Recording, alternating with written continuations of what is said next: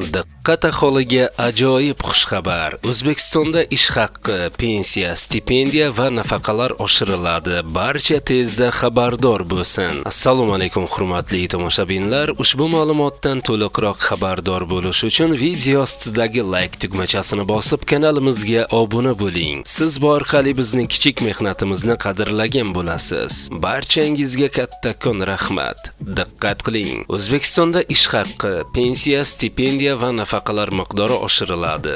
Bu haqda 23-iyun kuni prezident imzolagan ish haqqi, pensiyalar, stipendiyalar va nafaqalar miqdorini oshirish to'g'risidagi farmonida so'z boradi. Farmonga ko'ra 2026-yil 1-iyuldan pensiyalar va nafaqalar hamda ijtimoiy reyestrga kiritilgan oilalarga bolalar nafaqalari va moddiy yordam to'lovlari miqdori 7% ga oshiriladi.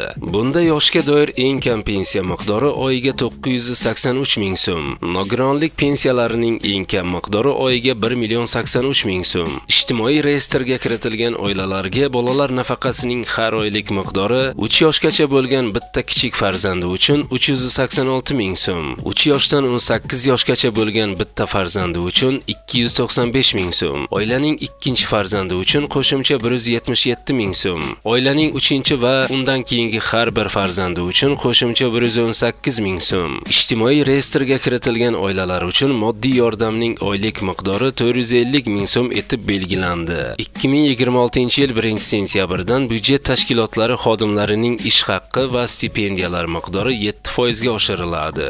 2026-yil 1-iyuldan pensiyani hisoblashning bazaviy miqdori oyiga 504 ming so'm etib belgilandi. 2026-yil 1-sentyabrdan mehnatga haq to'lashning eng kam miqdori oyiga 1,360 ming so'm, bazaviy hisoblash miqdori 440 ming so'm etib belgilandi, deyiladi xabarda. Hurmatli tomoshabinlar, eng so'nggi yangiliklarni o'tkazib yubormaslik uchun videorolik ostidagi like tugmachasini bosib kanalimizga obuna bo'ling.